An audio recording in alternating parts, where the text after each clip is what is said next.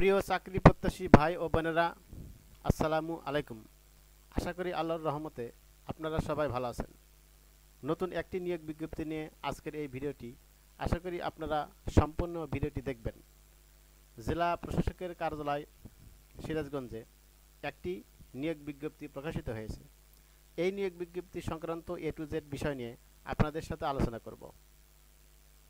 আপনারা জানতে পারবেন জেলা প্রশাসকের কার্যালয়ে আবেদনের ক্ষেত্রে পদের নাম, পদের সংখ্যা, গ্রেড ও বেতন স্কেল, শিক্ষাগত যোগ্যতা, আবেদন শুরুর তারিখ, শেষ তারিখ, আবেদন ফি কত টাকা ইত্যাদি।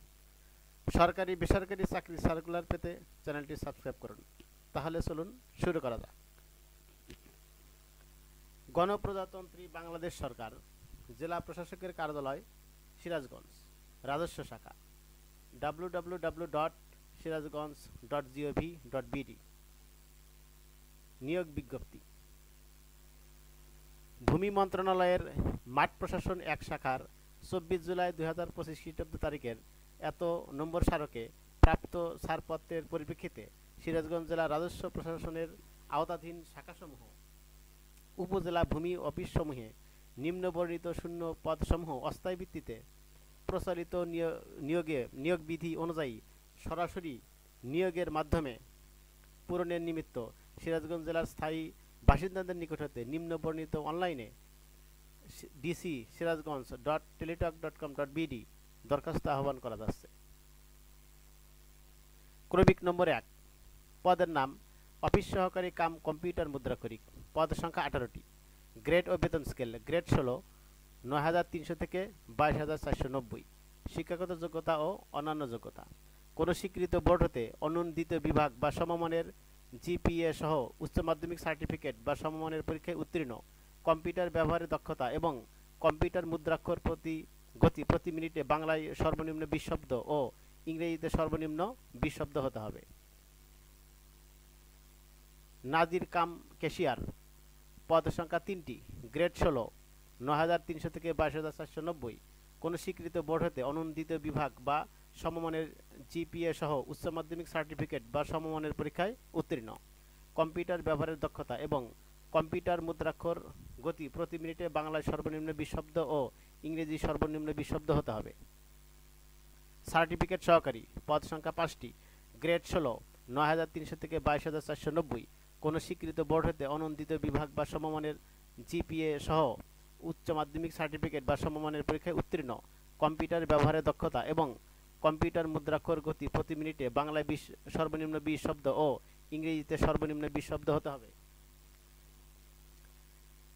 সার্টিফিকেট পেশকার, পদ 5টি, গ্রেড 16 9,300 থেকে 22,490, কোনো স্বীকৃত বোর্ড হতে অনুমোদিত বিভাগ বা সমমানের জিপিএ সহ উচ্চ মাধ্যমিক সার্টিফিকেট বা সমমানের পরীক্ষায় উত্তীর্ণ, কম্পিউটার ব্যবহারের দক্ষতা এবং কম্পিউটার মুদ্রাক্ষর গতি প্রতি মিনিটে বাংলায় সর্বনিম্ন 20 শব্দ ও ইংরেজিতে সর্বনিম্ন 20 শব্দ হতে হবে। ক্রেডিট চেকিং কাম সাইরাত সহকারী, পদ 9টি, গ্রেড 16 9,300 থেকে 22,490, কোনো স্বীকৃত বোর্ড হতে অনুমোদিত বিভাগ বা সমমানের জিপিএ সহ উচ্চ মাধ্যমিক সার্টিফিকেট বা সমমানের পরীক্ষায় উত্তীর্ণ, কম্পিউটার ব্যবহারের দক্ষতা এবং কম্পিউটার মুদ্রাক্ষর গতি প্রতি মিনিটে বাংলায় সর্বনিম্ন 20 শব্দ ও ইংরেজিতে সর্বনিম্ন 20 শব্দ হতে হবে। মিউটেশন কাম সার্টিফিকেট সহকারী, পদ সংখ্যা 8টি, গ্রেড 16 9,300 থেকে 22,490, কোনো স্বীকৃত বোর্ড হতে অনুমোদিত বিভাগ বা সমমানের জিপিএ সহ উচ্চ মাধ্যমিক সার্টিফিকেট বা সমমানের পরীক্ষায় উত্তীর্ণ, কম্পিউটার ব্যবহারের দক্ষতা এবং কম্পিউটার মুদ্রাক্ষর গতি প্রতি মিনিটে বাংলায় সর্বনিম্ন 20 শব্দ ও ইংরেজিতে সর্বনিম্ন 20 শব্দ হতে হবে। ট্রেসার, পদ সংখ্যা 2টি, গ্রেড 16 9,300 থেকে 22,490, কোনো স্বীকৃত বোর্ড হতে অনুমোদিত বিভাগ বা সমমানের জিপিএ সহ উচ্চ মাধ্যমিক সার্টিফিকেট বা সমমানের পরীক্ষায় উত্তীর্ণ, কোনো অনুমোদিত প্রতিষ্ঠান হতে ড্রয়িং বিষয়ে 6 মাসের সার্টিফিকেট কোর্স সনদপ্রাপ্ত এবং কম্পিউটার ব্যবহারের দক্ষতা। শর্তাবলী: প্রার্থীকে অবশ্যই বাংলাদেশের নাগরিক ও সিরাজগঞ্জ জেলার স্থায়ী বাসিন্দা হতে হবে। বিবাহিত মহিলা প্রার্থীদের ক্ষেত্রে স্বামীর স্থায়ী ঠিকানা উল্লেখ করতে হবে। একজন প্রার্থী উপরোক্ত পদের যে কোনো একটিতে আবেদন করতে পারবেন। চাকরিরত প্রার্থীগণকে যথাযথ কর্তৃপক্ষের নিকট হতে লিখিত অনুমতি গ্রহণ করে নির্ধারিত সময়ের মধ্যে আবেদন করতে হবে এবং উক্ত অনুমতিপত্র মৌখিক পরীক্ষার সময় সাক্ষাৎকার বোর্ডের নিকট দাখিল করতে হবে। চাকরিরত প্রার্থীর আবেদনের কোনো অগ্রিম কপি গ্রহণযোগ্য বলে বিবেচিত হবে না। লিখিত পরীক্ষায় উত্তীর্ণ প্রার্থীদের মৌখিক পরীক্ষার সময় নিম্নোক্ত কাগজপত্রাদির মূল কপি উপস্থাপন বা দাখিল করতে হবে: অনলাইনে পূরণকৃত আবেদনপত্রের কপি, অ্যাপ্লিক্যান্টস কপি, শিক্ষাগত যোগ্যতার প্রমাণস্বরূপ সকল সনদপত্র, সাময়িক সনদপত্র, মার্কশিট, পৌরসভার ইউনিয়ন পরিষদ এর যথাযথ কর্তৃপক্ষ কর্তৃক প্রদত্ত নাগরিকত্ব সনদ, জাতীয় পরিচয়পত্র ও অনলাইন জন্ম নিবন্ধন সনদের মূল কপি অবশ্যই মৌখিক পরীক্ষার সময় উপস্থাপন করতে হবে। তবে যাদের জাতীয় পরিচয়পত্র এখনও হয়নি তাদের স্মার্ট এনআইডির অনলাইন কপি সত্যায়িত কপি মৌখিক পরীক্ষার সময় উপস্থাপন করতে হবে। বীর মুক্তিযোদ্ধা অথবা শহীদ মুক্তিযোদ্ধা ও বীরাঙ্গনার সন্তান হিসেবে মুক্তিযোদ্ধা কোটায় নিয়োগ প্রাপ্তির আবেদনের ক্ষেত্রে মুক্তিযুদ্ধ বিষয়ক মন্ত্রণালয় 18/10/2020 খ্রিস্টাব্দ তারিখের এত নম্বর পরিপত্রের নির্দেশনা অনুযায়ী মুক্তিযুদ্ধ বিষয়ক মন্ত্রণালয়ের ওয়েবসাইটে molwa.gov.bd প্রকাশিত একটি প্রমাণক দাখিল করতে হবে। উক্ত প্রমাণকে সংশ্লিষ্ট মুক্তিযোদ্ধার নাম থাকতে হবে। ক্ষুদ্র নৃগোষ্ঠী প্রার্থীদের ক্ষেত্রে সংশ্লিষ্ট উপজেলা নির্বাহী অফিসার অথবা জেলা প্রশাসকের দপ্তর কর্তৃক প্রদত্ত ক্ষুদ্র নৃগোষ্ঠীর পরিচয়পত্র বিষয়ক সনদপত্র। মুক্তিযোদ্ধা কোটায় আবেদনকারী বীর মুক্তিযোদ্ধা অথবা শহীদ মুক্তিযোদ্ধার সন্তান হলে আবেদনকারী যে বীর মুক্তিযোদ্ধা অথবা শহীদ মুক্তিযোদ্ধার সন্তান এই মর্মে সম্পর্ক উল্লেখপূর্বক সংশ্লিষ্ট পৌরসভা অথবা ইউনিয়ন পরিষদ এর যথাযথ কর্তৃপক্ষ কর্তৃক প্রদত্ত সত্যায়িত সনদপত্র অথবা প্রত্যয়নপত্র।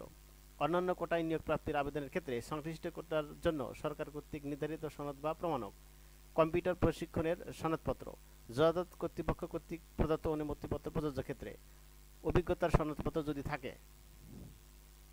নিয়োগের ক্ষেত্রে সরকারি সর্বশেষ সকল বিধিবিধান এবং কোটা সম্পর্কিত প্রচলিত সর্বশেষ জনপ্রশাসন মন্ত্রণালয় 23/7/2024 তারিখের এত নম্বর প্রজ্ঞাপনে জারিকৃত সরকারি নীতিমালা অনুসরণ করা হবে। নির্দিষ্ট কোটায় নিয়োগের জন্য আবেদনের ক্ষেত্রে প্রার্থী তার দাবির সপক্ষে সরকার নির্ধারিত সনদপত্র বা প্রমাণক মৌখিক পরীক্ষার সময় প্রদর্শন করতে না পারলে তার দাবি অগ্রাহ্য বলে গণ্য হবে এবং তিনি সাধারণ প্রার্থী হিসেবে বিবেচিত হবেন। কোটায় নিয়োগের সুপারিশের জন্য প্রার্থীদের সনদ অথবা প্রমাণক বিবেচনা গ্রহণের ক্ষেত্রে সাক্ষাৎকার বোর্ডের সিদ্ধান্ত চূড়ান্ত বলে গণ্য হবে এবং নিয়োগকারী কর্তৃপক্ষ কর্তৃক যাচাইয়ে উক্ত সনদ সঠিক বলে প্রমাণিত হতে হবে। এই নিয়োগ বিজ্ঞপ্তি ভূমি মন্ত্রণালয়ের মাঠ পর্যায়ের কর্মকর্তা কর্মচারী নিয়োগ বিধিমালা 2021-এর আলোকে সম্পন্ন করা হবে। নিয়োগের ব্যাপারে কোনো প্রকার সুপারিশ বা তদবির প্রার্থীর অযোগ্যতা হিসেবে বিবেচিত হবে। আবেদনপত্র গ্রহণ ও বাতিলের বিষয়ে নিয়োগকারী কর্তৃপক্ষের সিদ্ধান্ত চূড়ান্ত হিসেবে গণ্য হবে। লিখিত পরীক্ষায় উত্তীর্ণ প্রার্থীদেরকে মৌখিক পরীক্ষার সময় নিয়োগ বিজ্ঞপ্তিতে ও আবেদনপত্রে উল্লেখিত সকল সনদ ও কাগজপত্রের সত্যায়িত ছায়ালিপি এক সেট মৌখিক পরীক্ষায় গ্রহণকারী কর্তৃপক্ষের নিকট জমা দিতে হবে।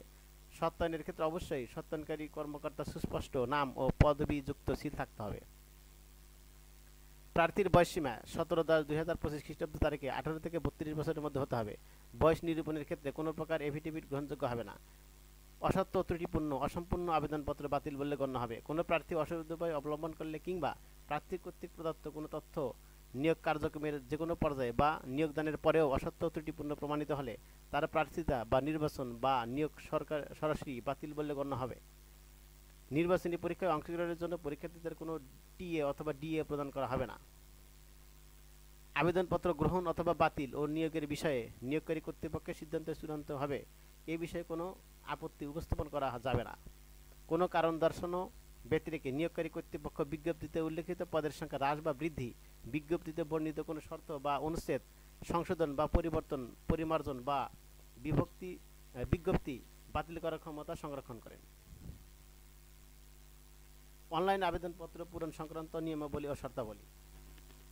আগ্রহী প্রার্থীগণ dc-sirazganj.teletalk.com/bd এই ওয়েবসাইটে আবেদনপত্র পূরণ করতে পারবেন। আবেদনের সময়সীমা নিম্নরূপ: অনলাইনে আবেদনপত্র পূরণ ও আবেদন ফি জমা দানের শুরুর তারিখ ও সময় 18/9/2025 খ্রিস্টাব্দ সকাল 10টা। অনলাইনে আবেদনপত্র জমা দানের শেষ তারিখ ও সময় 17/10/2025 খ্রিস্টাব্দ বিকাল 5টা। উক্ত সময়সীমার মধ্যে ইউজার আইডি প্রাপ্ত প্রার্থীগণ অনলাইন আবেদনপত্র সাবমিটের সময় থেকে পরবর্তী 72 ঘন্টার মধ্যে টেলিটক প্রিপেইড মোবাইল নম্বর থেকে SMS এর মাধ্যমে পরীক্ষার ফি জমা দিতে পারবেন। অনলাইন আবেদনপত্রে প্রার্থী তার স্বাক্ষর দৈর্ঘ্য 300 পিক্সেল গুণন প্রস্থ 80 পিক্সেল ও রঙিন ছবি দৈর্ঘ্য 300 গুণন প্রস্থ 300 পিক্সেল স্ক্যান করে নির্ধারিত স্থানে আপলোড করবেন। ছবির সাইজ সর্বোচ্চ 100 KB ও স্বাক্ষর 60 KB হতে হবে। অনলাইন আবেদনপত্রে পূরণকৃত তথ্যই যেহেতু পরবর্তী সকল কার্যক্রমে ব্যবহৃত হবে, সেহেতু অনলাইন আবেদনপত্র সাবমিট করার পূর্বেই পূরণকৃত সকল তথ্যের সঠিকতা সম্পর্কে প্রার্থী নিজে নিশ্চিত হবেন। প্রার্থী অনলাইনে পূরণকৃত আবেদনপত্রের একটি রঙিন প্রিন্ট কপি পরীক্ষা সংক্রান্ত যে কোনো প্রয়োজনে সহায়ক হিসেবে সংরক্ষণ করবেন এবং মৌখিক পরীক্ষার সময় এক কপি জমা দেবেন। SMS প্রেরণের নিয়মাবলী ও পরীক্ষার ফি প্রদান। অনলাইনে আবেদনপত্র অ্যাপ্লিকেশন ফর্ম যথাযথভাবে পূরণ করে নির্দেশনা মোতাবেক ছবি এবং সিগনেচার আপলোড করে আবেদনপত্র সাবমিট সম্পন্ন হলে কম্পিউটারে ছবি সহ অ্যাপ্লিক্যান্ট প্রিভিউ দেখা যাবে। যদি অ্যাপ্লিক্যান্টস কপিতে কোনো তথ্য ভুল থাকে বা অস্পষ্ট ছবি, সম্পূর্ণ কালো অথবা সম্পূর্ণ সাদা অথবা ঘোলা বা ছবি অথবা স্বাক্ষর সঠিক না থাকে, তাহলে পুনরায় আবেদন করতে পারবেন। তবে আবেদন ফি জমাদানের পরে কোনো প্রকার পরিবর্তন গ্রহণযোগ্য হবে না। বিধায় আবেদন ফি জমাদানের পূর্বে প্রার্থী অবশ্যই উক্ত অ্যাপ্লিক্যান্টস কপিতে তার সাম্প্রতিক তোলা রঙিন ছবি, নির্ভুল তথ্য ও স্বাক্ষর সংযুক্ত থাকা এবং এর সঠিকতা বিষয়টি PDF কপি ডাউনলোড পূর্বক নিশ্চিত হয়ে রঙিন প্রিন্ট করে সংরক্ষণ করবেন। উক্ত অ্যাপ্লিক্যান্টস কপি প্রার্থী প্রিন্ট অথবা ডাউনলোড করে সংরক্ষণ করবেন। অ্যাপ্লিক্যান্টস কপিতে একটি ইউজার আইডি নম্বর দেওয়া থাকবে এবং ইউজার আইডি নম্বর ব্যবহার করে প্রার্থী নিম্নোক্ত পদ্ধতিতে যে কোনো টেলিটক প্রিপেইড মোবাইল নম্বরের মাধ্যমে 2টি SMS করে আবেদন ফি 100 টাকা ও টেলিটক সার্ভিস চার্জ ভ্যাট সহ 12 টাকা সহ অফেরতযোগ্য সর্বমোট 112 টাকা এবং ক্ষুদ্র নিগোষ্ঠী, শারীরিক প্রতিবন্ধী ও তৃতীয় লিঙ্গের প্রার্থীগণ সকল গ্রেডের জন্য আবেদন ফি বাবদ 50 টাকা, টেলিটক সার্ভিস চার্জ ভ্যাট সহ 6 টাকা সহ অফেরতযোগ্য সর্বমোট 56 টাকা অনধিক 72 ঘন্টার মধ্যে জমা দিবেন।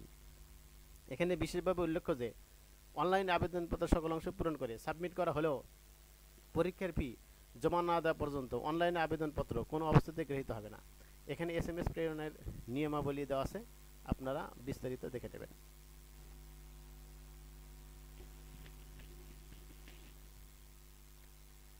যারা আমার ইউটিউব চ্যানেলটি সাবস্ক্রাইব করেছেন তাদেরকে অসংখ্য ধন্যবাদ। আর যারা সাবস্ক্রাইব করেননি, আশা করি তারা চ্যানেলটি সাবস্ক্রাইব করবেন এবং পাশে থাকা বেল আইকনটি অন করে রাখবেন। সকলকে ধন্যবাদ। আল্লাহ হাফেজ।